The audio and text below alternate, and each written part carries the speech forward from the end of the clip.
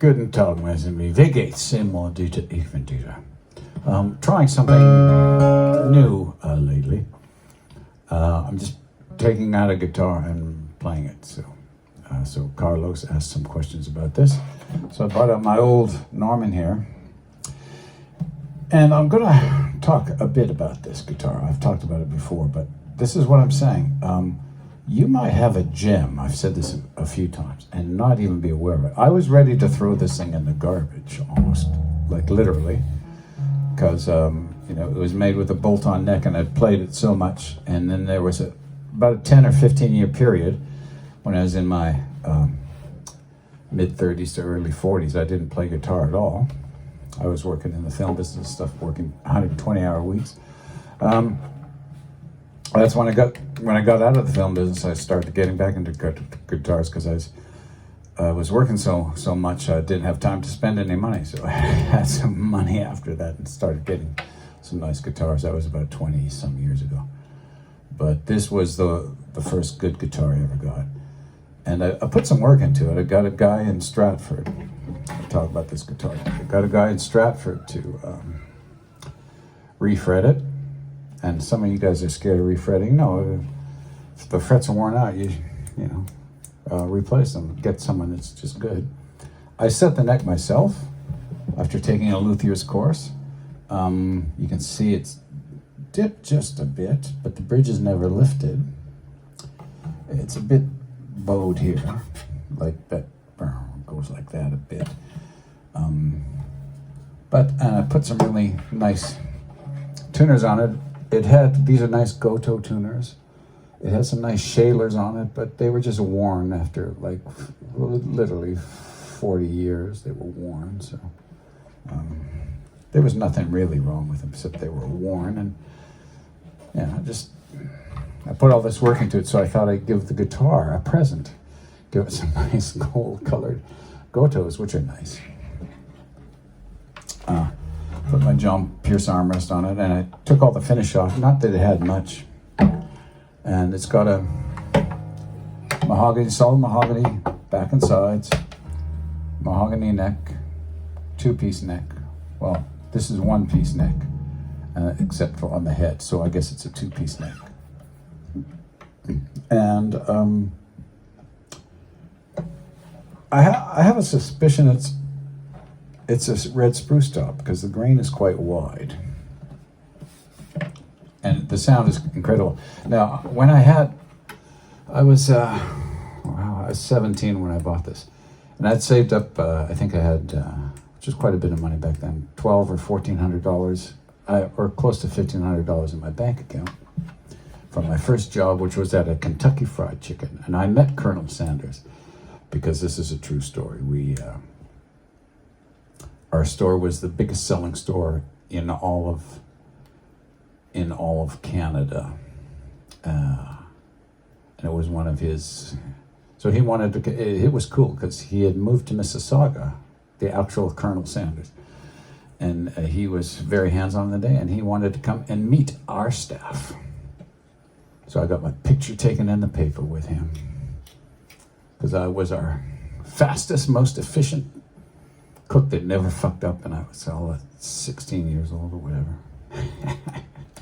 True story, Mason. You can't make this shit up, really.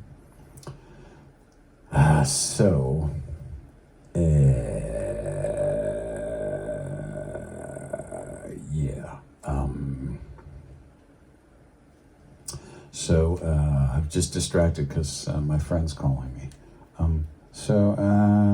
Where was I going with this? Yeah. Anyway, I went to the local guitar store. There was really only one in Regina, Saskatchewan. It's called the Music Box, and I wanted a nice guitar because I was always pissed off at my older brother because when we only had one guitar that we learned on, it was a really weird one. Bitch to play, had really bad action on it, but he never let me play it. He just come home from school, I'm playing the guitar. So When I had the money for a nice guitar, I went out and bought my own guitar. And anyway, I was debating between, they had and this wasn't cheap back then, this was one of the best ones they had in the store, was $800, I think. And then they had a Guild for like $990, and then they had a Martin for $11. And these guys, I guess they wanted my money. They were really trying to sell me on the Guild or the Martin. But I like this, and part of it was like it was a Canadian-made guitar. But I did the thing that I always talk about, even back then, even though I was a shit player. I closed my eyes, I tell you this, I closed my eyes and I felt them. And they were all dreadnoughts, so the body size was all the same. And I think they were all 1 11/16, maybe, I don't know. I didn't know that much back then, and I was 17, I don't know if I was fully grown either. So, yeah, I spent a long time. I think the whole morning the whole morning in that store. I think they're getting frustrated with me playing the same things. Well, because, it was a lot of money, and I was prepared to buy the Martin if I liked it the most, and I walked out with this. And it wasn't because it was the least expensive, but of the three, and this is what I say, like, usually I don't talk about stuff I know, so I've always bought the best thing that I could find from a budget with the stuff that I knew was around. We're not going to drive to Winnipeg, 360 miles away, to look at guitars. I wouldn't have even thought of doing that back then, right? A town of 65,000 at the time or whatever it was, Regina, 70,000 maybe. We had one store, that's where everybody went for guitars. So now I'm just gonna, and this is the other thing, I put 2 pickups in this, and they're both plugged in. So I want you to hear how great this sounds. Now, I don't really gig with this guitar because I don't want anything to happen to it. But I think it's one of my best sounding guitars. So I'm just going to play some random stuff.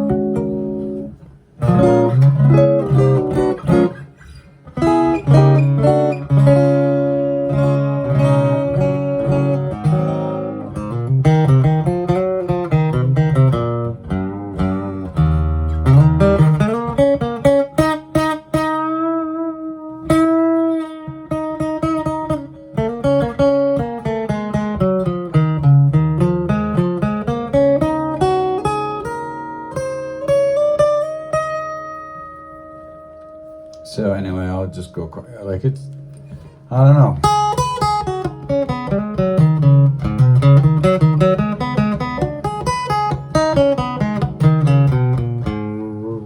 I think it's a great sounding guitar. So you never know. You might surprise yourself putting some money to that thing that's got kicking around that you might not be playing.